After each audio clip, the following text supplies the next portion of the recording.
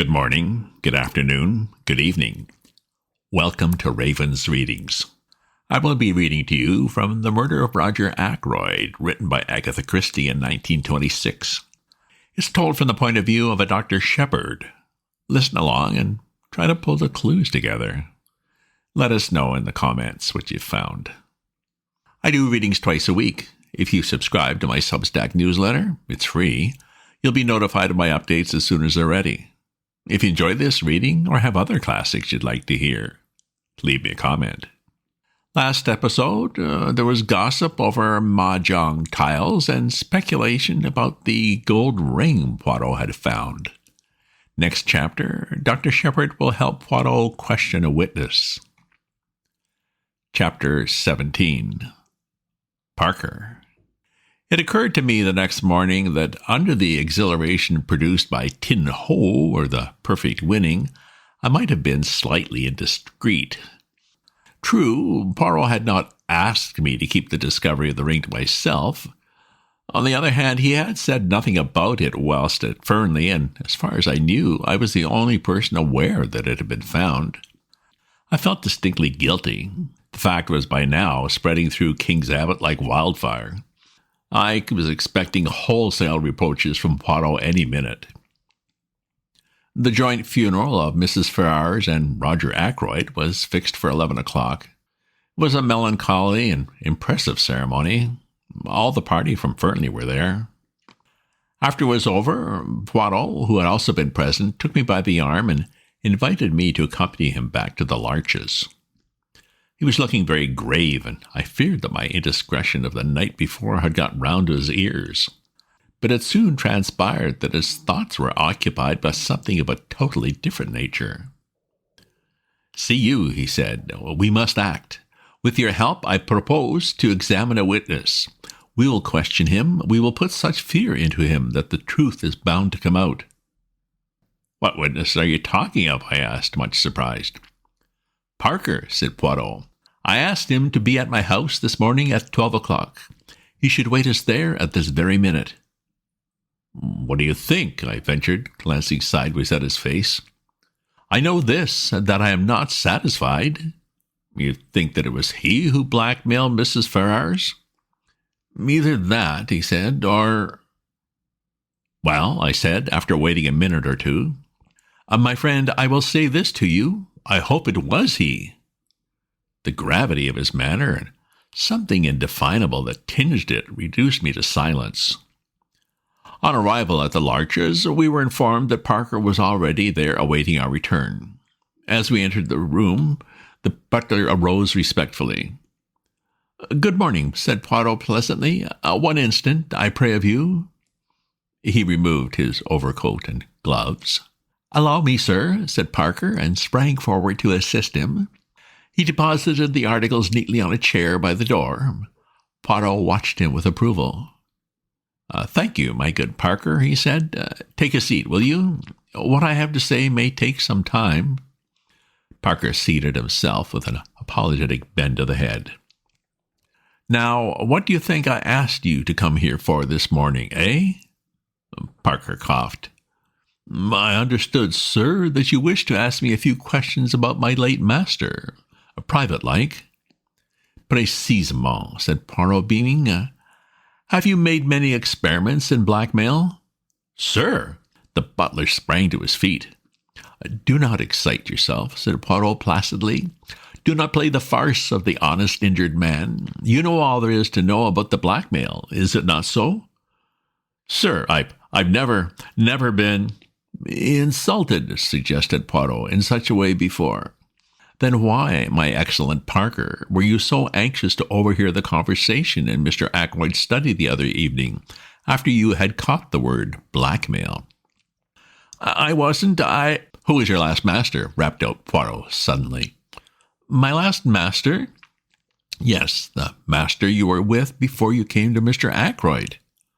"A Major Ellerby, sir." Poirot took the words out of his mouth. "Just so, Major Ellerby. Major Ellerby was addicted to drugs, was he not? You traveled about with him. When he was in Bermuda, there was some trouble. A man was killed.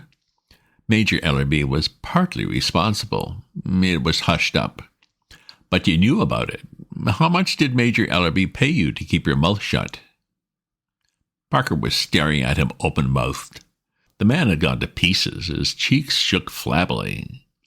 You see, I have made inquiries, said Poirot pleasantly. It is as I say. You got a good sum then as blackmail, and Major Ellerby went on paying you until he died. Now I want to hear about your latest experiment. Parker still stared.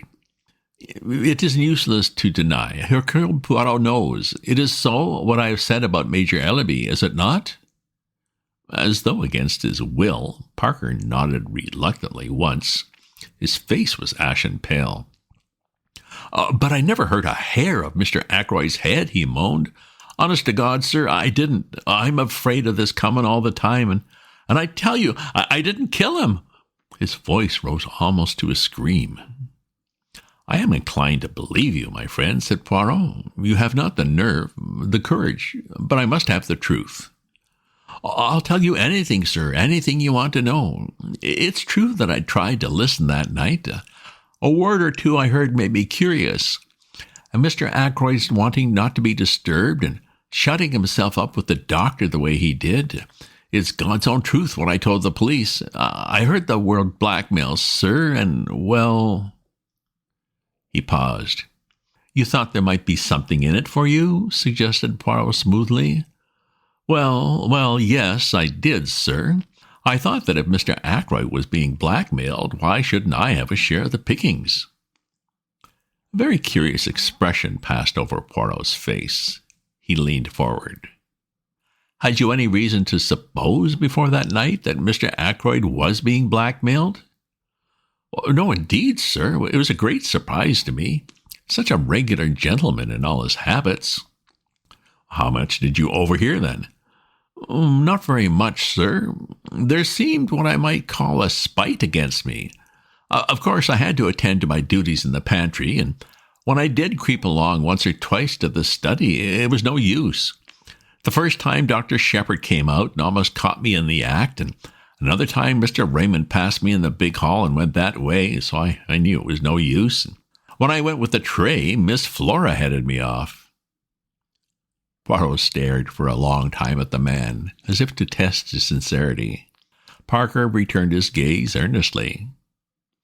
I hope you believe me, sir. I've been afraid all along the police would rake up that old business with Major Ellerby and be suspicious of me in consequence. Eh bien, said Poirot at last. I am disposed to believe you, but there's one thing I must request of you. Show me your bank book. You have a bank book, I presume? Oh, yes, sir. As a matter of fact, I have it with me now. With no sign of confusion, he produced it from his pocket. Poirot took the slim green-covered book and perused the entries. I perceive that you have purchased £500 of national savings certificates this year. Yes, sir. I have already over £1,000 saved, the result of my connection with my late master, Major Ellerby. And I have had quite a little flutter on some horses this year, very successful. If you remember, sir, a rank outsider won the Jubilee. I was fortunate enough to back it for £20. Poirot handed him back the book. I will wish you good morning. I believe that you have told me the truth. If you have not, well, so much the worse for you, my friend. When Parker had departed, Poirot picked up his overcoat once more. Going out again? I asked. Yes, we will pay a little visit to the good Monsieur Hammond. You believe Parker's story? It is credible enough in the face of it. It seems clear that, unless he is a very good actor indeed, he genuinely believes it was Ackroyd himself who was the victim of blackmail. If so, he knows nothing at all about the Mrs. Ferrars business. Well, then in that case, who? Précisément, who? But our visit to Monsieur Hammond will accomplish one purpose. It will either clear Parker completely, or else... Well, I fall into the bad habit of leaving my sentences unfinished this morning, said Poirot apologetically. You must bear with me. Oh, by the way, I said rather sheepishly, I've got a confession to make. I'm afraid I may have inadvertently let out something about that ring. What ring? The ring you found in the goldfish pond. Ah, yes, said Poirot, smiling broadly. I hope you're not annoyed. It was very careless of me. Oh, but not at all, my good friend, not at all. I laid no commands upon you. You were at liberty to speak of it if you wished. She was interested, your sister? She was indeed. It created a sensation. All sorts of theories are flying about. And yet it is so simple, my friend. The true explanation leapt to the eye, did it not? Did it? I said dryly. Poirot laughed. The wise man does not commit himself, he observed. Is that not so? But here we are at Monsieur Hammond's. The lawyer was at his office, and we were ushered in without any delay. He rose and greeted us in his dry, precise manner. Poirot came at once to the point. Monsieur, I desire from you certain information. That is, if you will be good enough to give it to me. You acted, I understand, for the late Mrs. Ferrars of King's Paddock. I noticed the swift gleam of surprise which showed in the lawyer's eyes before his professional reserve came down once more like a mask over his face. Oh, certainly. All her affairs passed through our hands. Ah, very good. Now, before I ask you to tell me anything, I should like you to listen to the story Doctor Sheppard will relate to you. You have no objection, have you, my friend, to repeating the conversation you had with Mr. Ackroyd last Friday night? Not in the least, I said, and straightway began the recitation of that strange evening. Harper listened with close attention. That is all, I said when I had finished. Blackmail, said the lawyer thoughtfully. You're surprised? Asked Poirot. The lawyer took off his pince-nez and polished them with his handkerchief. No, he replied, I can hardly say that I'm surprised. I have suspected something of the kind for some time. That brings us, said Poirot, to the information for which I am asking. If anyone can give us an idea of the actual sums paid, you are the man, monsieur.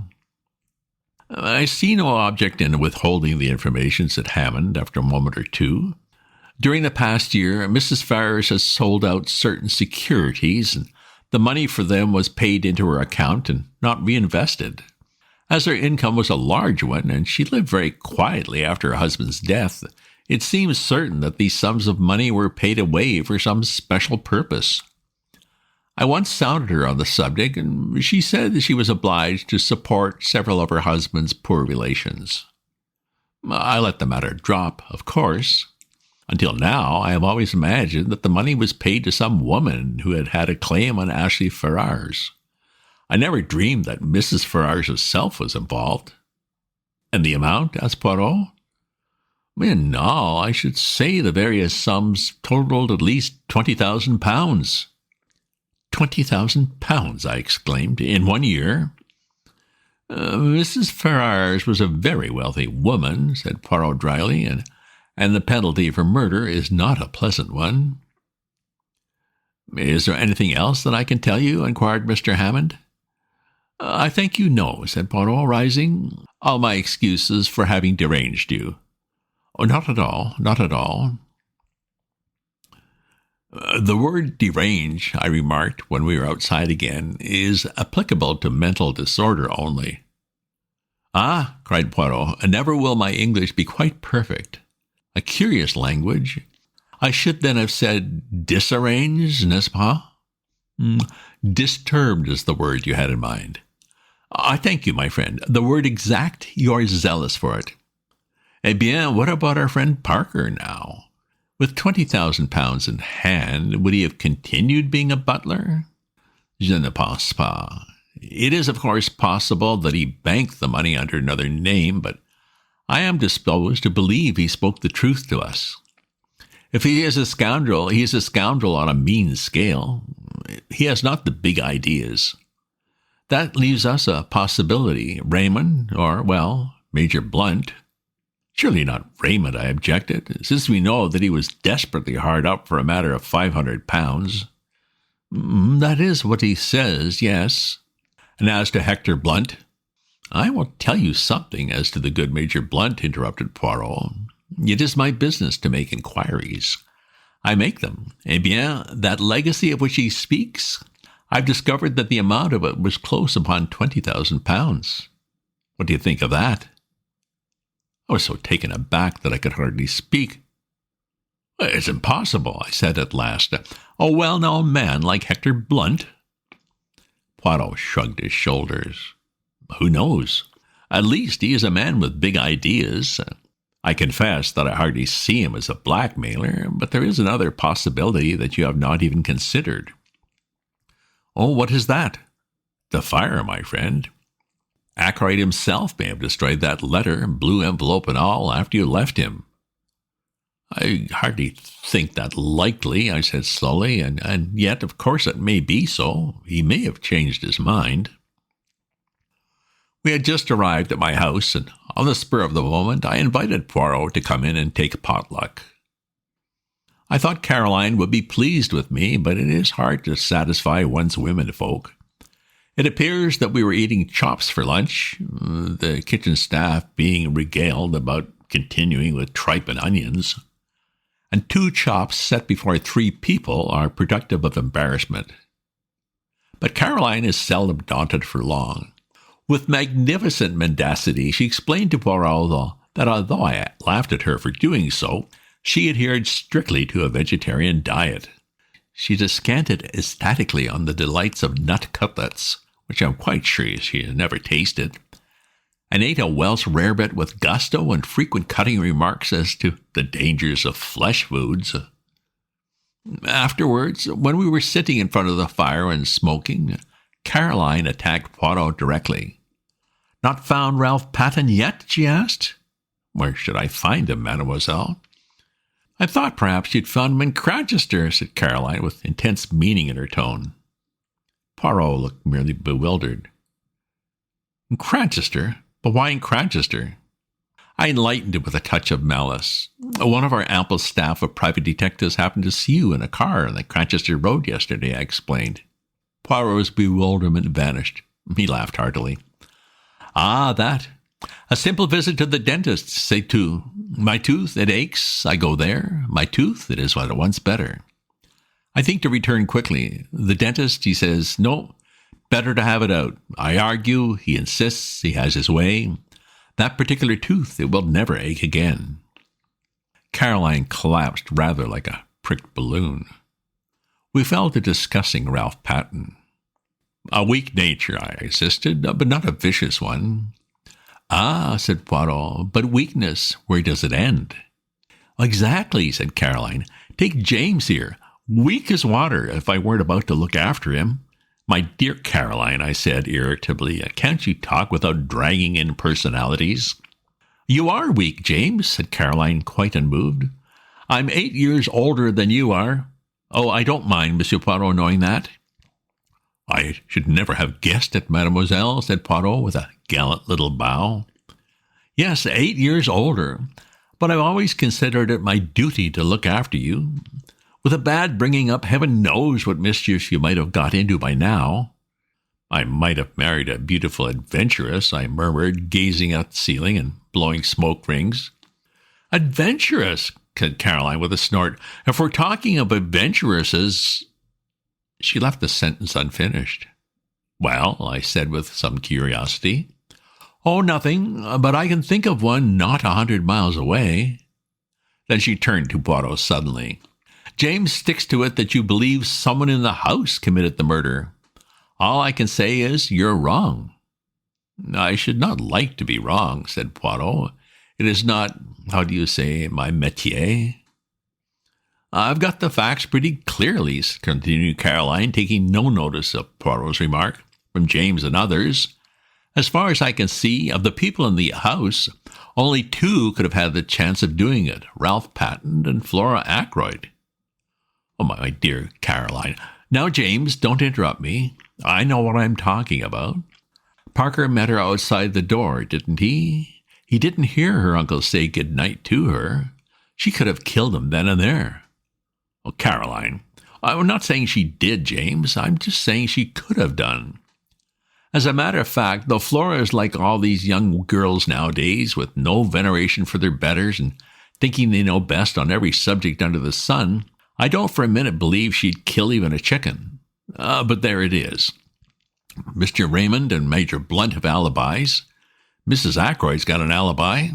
Even that Russell woman seems to have one, and a good job for her it is that she has. Who's left? Only Ralph and Flora. And say what you will, I don't believe Ralph Patton is a murderer, a boy we've known all our lives. Poirot was silent for a minute, watching the curling smoke rise from his cigarette. When at last he spoke, it was in a gentle, faraway voice that produced a curious impression. It was totally unlike his usual manner. "Let us take a man," he said, "a very ordinary man. A man with no idea of murder in his heart. There is in him somewhere a strain of weakness, deep down. It has so far never been called into play. Perhaps it never will be, and if so, he will go to his grave honored and respected by everyone. But let us suppose that something occurs. He is in difficulties, or perhaps not that even. He may stumble by accident on a secret involving life or death to someone. And his first impulse will be to speak out, to do his duty as an honest citizen. And then the strain of weakness tells. Here's a chance of money, a great amount of money. He wants money, he desires it, and it's so easy. He has to do nothing for it, just keep silence. That is the beginning. The desire for money grows. He must have more and more. He is intoxicated by the gold mine which is open at his feet. He becomes greedy, and in his greed he overreaches himself. One can press a man as far as one likes, but with a woman one must not press too far. For a woman has at heart a great desire to speak the truth. How many husbands who have deceived their wives go comfortably to their graves carrying their secret with them? How many wives who have deceived their husbands wreck their lives by throwing the fact in those same husbands' teeth? They've been pressed too far, in a reckless moment, which they will afterwards regret. Bien entendu, they fling safety to the winds and turn at bay, proclaiming the truth a great momentary satisfaction to themselves. So it was, I think, in this case. The strain was too great, and so there came your proverb, the death of the goose that laid the golden eggs. But that is not the end. Exposure faced the man of whom we were speaking, and he's not the same man he was, say, a year ago. His moral fibers blunted. He is desperate. He is fighting a losing battle, and he's prepared to take any means that come to his hand, for exposure means ruin to him. And so, the dagger strikes. He was silent for a moment. It was as though he had laid a spell upon the room. I cannot try to describe the impression his words produced. There was something in his merciless analysis and the ruthless power of vision which struck fear in both of us. Afterwards, he went on softly, the danger removed, he will be himself again, normal, kindly. But if the need again arises, then once more he will strike. Caroline roused herself at last. You are speaking of Ralph Patton, she said. You may be right, you may not, but you have no business to condemn a man unheard. The telephone bell rang sharply. I went out into the hall and took off the receiver. What? I said. Yes, Doctor Sheppard speaking. I listened for a minute or two and then replied briefly. Replacing the receiver, I went back into the drawing room. Poirot, I said, they have detained a man in Liverpool. His name is Charles Kent, and he's believed to be the stranger who visited Fernley that night. They want me to go to Liverpool at once and identify him. End of chapter. Aha! The mysterious stranger has been found. Is this the murderer? Poirot seems to be building a profile of the killer. Will Charles Kent fit? What do you think? Let us know. If you subscribe to my newsletter, you'll get notified of my updates as soon as they're ready. If you enjoyed this reading or have other classics you'd like to hear, leave me a comment. Check out my other posts on my Substack at ravensview.substack.com. And remember to share this with your friends. Ta-ta for now.